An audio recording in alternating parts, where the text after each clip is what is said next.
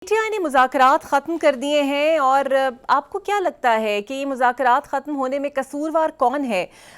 پہلے تحریری شرائط کے مطالبات، پھر جب وہ دے دی گئی تو حکومت کی نہ، اس میں آپ کس کو قصوروار سمجھتے ہیں؟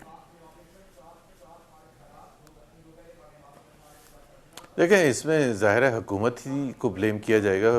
ڈیمانڈ جو تھیں وہ حکومت سے کی جا رہی تھیں اور بڑی سمپل سی ڈیمانڈز تھیں، کوئی اتنی کمپلیکس ڈیمانڈ بھی نہیں تھیں کہ جی کمیشن بنا دیں مئی 9 کے حوالے سے اور نومبر 26 کے حوالے سے۔ اور آپ کو خود پتہ ہے کہ مئی 9 کے حوالے سے حکومت نے اس کو بار بار استعمال کیا ہے ٹارگٹ کرنے کے لیے پی ٹی آئی کو۔ تو اگر جوڈیشل تو حکومت کے تو اپنے انٹرسٹ میں ہونا چاہیے کہ جوڈیشل کمیشن بنے، اس میں پی ٹی آئی ایکسپوز ہو اور سب کے سامنے آئے کہ پی ٹی آئی نے کس طرح سے پلان کیا تھا، ماسٹر مائنڈ کون تھا اور کس طرح سے حملے کیے گئے۔ اسی طرح سے نومبر 26 ہے کہ اگر حکومت کو کچھ چھپانا نہیں ہے، اگر یہ کچھ ایسی چیز نہیں ہوئی ہے جس کا الزام پی ٹی آئی لگا رہی ہے حکومت پر کہ گولیاں چلی تھیں اور لوگ شہید ہوئے تھے، تو اس میں کیا پرابلم ہے ان دو ڈیمانڈز کو ایکسیپٹ کرنے میں؟ اور it is not just about P T I and P M L N, یہ پورے قوم چاہے گی کہ سچ سامنے آئے۔ ہم ہمیشہ کوئی بڑا ایشو ہوتا ہے پاکستان میں تو ہم کہتے ہیں کہ جی اس کی تحقیقات ہونی چاہیے، جوڈیشل کمیشن بننا چاہیے تاکہ اس کی سچائی سب کے سامنے آئے۔ اور مئی 9 ایک ایسا ایونٹ ہے جو آج سے 5 سال 10 سال 15 20 سال کے بعد بھی لوگ اس کی حقیقت جاننے کی کوشش کریں گے۔ تو کیا اچھا نہیں ہے کہ آج ایک کمیشن بن جائے اور وہ بالکل واضح کرتے کہ کس کا کتنا قصور تھا، کنٹریبیوشن تھی۔ سر، آپ نون لیگ کا حصہ بھی رہے ہیں اور انٹرنل پالیٹکس بہت بہتر طریقے سے جانتے بھی ہیں ان کی۔ آپ کو لگتا ہے کہ کمیشن بنانے کی اہلیت اور طاقت حکومت رکھتی تھی یا پھر تحریک انصاف کا یہ موقف صحیح ہے کہ فیصلے کہیں اور سے ہونے ہیں، اسی لیے اصل سٹیک ہولڈرز اور محسن نقوی صاحب کو شامل کیا جانا چاہیے تھا؟ دیکھیں نا، یہ ایک اس میں حقیقت ہے کہ حکومت پاورلیس ہے اور حکومت کے پاس وہ سب نہیں ہے۔ اور رانا ثناء اللہ نے تو بالکل پبلکلی کہہ دیا کہ ہمارے سے وہ مانگیں حکومت سے جو ہم دے سکتے ہیں، وہ نہ مانگیں جو ہمارے کنٹرول میں ہی نہیں۔ لیکن یہ ایک ریز کرتا ہے ایک بڑا کویسچن کہ اگر حکومت وقت کے پاس، جن کے پاس ان کے بقول میجورٹی ہے پارلیمنٹ میں، نیشنل اسمبلی میں بھی، سینٹ میں بھی، اور کابینہ پی ایم ایل این ہی تقریباً ساری کی ساری ہے، وزیر اعظم بھی ان کے، پنجاب کی حکومت بھی ہے، تو پھر کیوں وہ فیصلے نہیں کر سکتی؟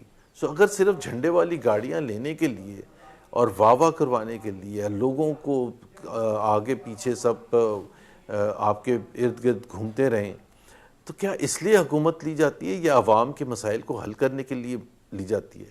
کیا اب تو بڑا آسان ہے آپ کے لیے کہ اگر کوئی چیز نہیں ہوگی تو بڑے آرام سے حکومت کہہ دے گی کہ دیکھیں جی ہمارا تو کوئی کنٹرول ہی نہیں تھا، ہمارے پاس تو کوئی پاور ہی نہیں تھی، وہ تو ساری پاور اسٹیبلشمنٹ کے پاس تھی، ہم ایک ایسا پولیٹیکل انوائرمنٹ کریٹ ہی نہیں کر سکتے تھے جس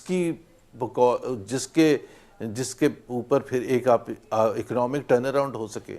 تو حکومت کے پاس اگر یہ ہے تو پھر باہر چھوڑیں، باہر جا کے بیٹھیں اور عوام بھی آپ کی واہ واہ کرے گی کہ دیکھیں جی کتنی زبردست پارٹی ہے کہ جی ان کے پاس ان کو فیصلہ سازی کا اختیار نہیں تھا، اس لیے وہ باہر نکل کے آ گئے، اور عوام کے پاس جائیں اور الیکشن کمپین میں کہیں کہ جی ہمیں ووٹ دیں، اس لیے ووٹ دیں کہ ہم جا کے فیصلہ سازی کرنا چاہتے ہیں اور ہمارے پاس اختیار ہونا چاہیے، ان کے پاس اختیار ہونا چاہیے جن کو عوام نے مینڈیٹ دیا، تو وہ کریں گے تو میرا خیال ہے کہ P M L N can revive itself. اچھا سر، تحریک انصاف نے مذاکرات ختم کر دیے لیکن ابھی بھی کہتی ہے کہ آپ کمیشن بنا دیں تو ہم بیچ میں شامل ہو جائیں گے، لیکن اگر یہ نہیں ہوتا تو پی ٹی آئی کے پاس آپشن کیا بچتا ہے؟ احتجاج کر کے نتیجہ وہ بھی دیکھ لیا، سپریم کورٹ پہ تکیہ کیا تو 26ویں ترمیم پاس ہو گئی، آپ کے خیال میں کچھ اور راستہ بچتا ہے ان کے پاس بات چیت کرنے کے علاوہ؟ نہیں، کوئی راستہ نہیں ہے، بالکل یہ ایک حقیقت ہے۔ At least business as usual میں اب تو ظاہر سی بات ہے بہت سی چیزیں ایسی ہوتی ہیں جو مجھے آپ کو کسی کو نظر نہیں آ رہی ہوتی ہیں اور ان نون کچھ ہو جائے لیکن نارمل جو حالات ہیں، پولیٹیکل حالات جو پاکستان کے ہیں، خطے میں ہیں، دنیا کے ہیں، تو اس وقت تو ایسا کچھ بھی نہیں نظر آتا کہ پی ٹی آئی کو کوئی سپیس ملے گی جس کی وجہ سے وہ اپنے آپ کو ریوائیو کر سکیں. ہاں ان کو ایک چیز کا خیال ضرور کرنا چاہیے کہ اس سارے ایشوز میں، جس طرح آپ نے خود ذکر کیا پارلیمنٹ کا اور سپریم کورٹ کا، اور جہاں اور باہر وہ اسٹریٹ ایجیٹیشن نہیں کر سکتے، اپنے جو سپورٹرز ہیں جو لاکھوں کروڑوں، اس کو اپنے ساتھ رکھیں، کیونکہ جب آپ کو ضرورت پڑے گی تو وہی ورکرز اور سپورٹرز آپ کے جو ہیں وہ آپ کے لیے کام آئیں گے. اگر وہی نہیں ہوں گے، اور اس وجہ سے پی ٹی آئی کے پوائنٹ آف ویو سے جب آپ دیکھتے ہیں کہ وہ بات چیت سے باہر نکل کے آگے، تو ان کی ایک جو سب سے بڑا نظر ہے وہ انہی سپورٹرز پر ہے کہ وہ کیسے دیکھ رہے ہیں. وہ چاہتے ہی نہیں ہے کہ سافٹ امیج ہوئے پی ٹی آئی کا، وہ چاہتے ہیں کہ جی ایک شدت ہو، کیونکہ جتنی زیادتیاں، ظلم اور پکڑ دھکڑ پی ٹی آئی کے ساتھ ہوئی ہے، اس کے لیڈر کے ساتھ ہوئی ہے، وہ یہ چاہتے ہی نہیں ہے کہ وہ اب ہم ایک ایسے ماحول میں بات چیت کریں کہ ایسے لگے کہ پی ٹی آئی بالکل پاور ہنگری ہے اور ہمیں کوئی ایشو نہیں ہے جتنی چیزیں ہو گئی ہیں. سو پی ٹی آئی کے لیے مشکلات تو ہیں، چیلنجز تو بہت زیادہ ہیں. واشنگٹن سے کچھ ہو جائے تو ہو جائے، وہ بھی ایک پاسبلٹی ہے. اچھا زبیر صاحب، آپ نے واشنگٹن کا ذکر کر دیا ہے، تو وہاں پر تو لوگ ایک سوال اٹھا رہے ہیں کہ عجیب سی صورتحال ہے کہ پاکستان میں اسحاق ڈار صاحب اکنامک کمیٹیز چیئر کرتے ہیں اور انٹیریئر منسٹر ڈپلومیٹک مشنز پہ یو ایس بیٹھے ہوئے ہیں. یہ کون سی طرز کی سیاست ہو رہی ہے؟ یہ پاکستان ہے، یہاں پاکستان میں ایسی چیزیں ہوتی ہیں جو مضحکہ خیز ہیں. دنیا میں کوئی بھی نہیں ایسی چیزیں کرتا کہ فورن منسٹر جو ہے اکانومی کو مینج کر رہے ہوں اور انٹیریئر منسٹر جو ہے وہ فورن ڈپلومیسی کو مینج کرنے کی کوشش کر رہے ہوں. تو ظاہر فیلئر ہی اس کا دونوں کا نتیجہ نکلے گا. اور جو نظر بھی آ رہا ہے کہ محسن نقوی صاحب کا جو دورہ تھا امریکہ کا، واشنگٹن کا، وہ بیک فائر ہوا ہے. ایک تو ان کا جو انہوں نے وہ جو ایک آفس گئے تھے، جو چین ہمارا اتنا اچھا دوست ہے، میرا خیال ہے ان کو ناراض کیا. فورن آفس نے کوئی پراپر ایکسپلینیشن نہیں دی. پھر جن کانگریشنل لیڈرز سے ملے مشکل سے وقت لے کے، وہ تمام وہ تھے جو کہ عمران خان کے بھرپور سپورٹ کرنے والے. انہوں نے فورن میٹنگ کے بعد فری عمران خان بھی ٹویٹ کر دیا. So and by the way again why was he there in the first place؟ جیسے آپ نے کہا کہ ڈپلومیسی ان کا کام ہی نہیں ہے، جن کا کام ہے ان کے اوپر چھوڑ دینا چاہیے تھا. لیکن میرا خیال ہے ڈار صاحب زیادہ سمارٹ ہیں، ان کو پتہ تھا کہ کافی امبیرسنگ سچویشن ہو سکتی ہے اگر آپ وہاں پہنچے ہوں اور آپ کو اس طرح سے آپ کا استقبال نہ کیا جائے جو آپ چاہتے ہیں کہ جس طرح سے آپ کو کیا جائے. اب ظاہر سی بات ہے ڈونلڈ ٹرمپ کی انوگریشن ہو رہی ہے، دنیا کی نظریں ہیں، دنیا وہاں پہنچی ہوئی ہے. اب آپ اپنا ڈومیسٹک ایجنڈا لے کے وہاں پہنچ گئے ہیں. So it was embarrassing and it should not have been under taken in the first place. اچھا زبیر صاحب، القادر ٹرسٹ کیس پر حکومتی نمائندگان بڑھ چڑھ کر پریس کانفرنسز میں یہ ثابت کرنے کی کوشش کر رہے ہیں کہ بانی پی ٹی آئی کرپٹ تھے. دوسری جانب ملک ریاض کے خلاف بھی ایک پنڈورا باکس کھول کر دعوے ہو رہے ہیں کہ ہم ان کو واپس لے کر آئیں گے. ملک ریاض صاحب بھی یہ کہتے ہیں کہ میں بھی ایک پریس کانفرنس کر کے حقائق سامنے لاؤں گا. سر، آپ کو لگتا ہے کہ حکومت جو پریس کانفرنس کر رہی ہے، تو اگر اس کے خلاف پریس کانفرنس آ گئی تو وہ افورڈ کر پائے گی؟ نہیں افورڈ کر پائے گی، اور مجھے نہیں لگتا کہ وہ، ظاہر سی بات ہے ایک تو حکومت کو اس ایریا میں جانا ہی نہیں چاہیے کہ پریس کانفرنسز کریں، بیکاز جو پریزنٹ حکومت ہے اور اس کے علاوہ جتنی بھی حکومتیں پاکستان میں آئی ہیں including the military regime of general Pervez Musharraf, وہ تمام بینیفیشریز رہے ہیں، ولنگ پارٹنرز رہے ہیں ملک ریاض کے کاروبار کے حوالے سے. بحریہ پروجیکٹس جو لگے وہ ساری دنیا نے دیکھے، بنتے ہوئے دیکھے، بکتے ہوئے دیکھے، اور لوگوں کو وہاں رہتے ہوئے دیکھا. سالہ سال ہو چکے ہیں، ڈیکیڈز ہو چکے ہیں، چاہے وہ کراچی ہے، لاہور ہے، اسلام آباد ہے. اور سڈنلی اٹھ کے کوئی آپ کا ایک ادارہ، نیب جیسا ادارہ، یہ کہے کہ جی انہوں نے قبضہ کر کے بنایا تھا. تو بھئی قبضہ کر کے بنایا تھا تو آپ اس وقت سو رہے تھے، آپ کو اب کیوں خیال آیا ہے؟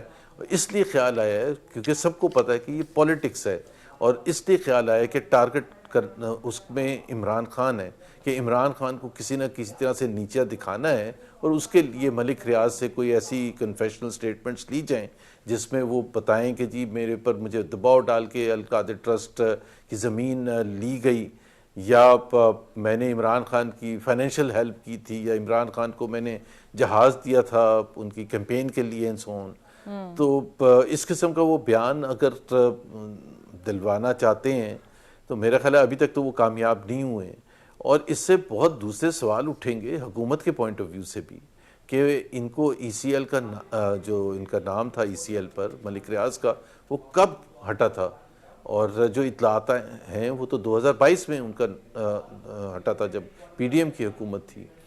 اور پھر جب پی ڈی ایم کی حکومت آئی ہے اپریل 2022 میں یا 2013 میں جب پی ایم ایل این کی حکومت آئی ہے، یا زرداری صاحب کی حکومت تھی 2008 سے 2000، تو اس وقت ملک ریاض کے خلاف کیوں نہیں کیسز بنائے گئے تھے؟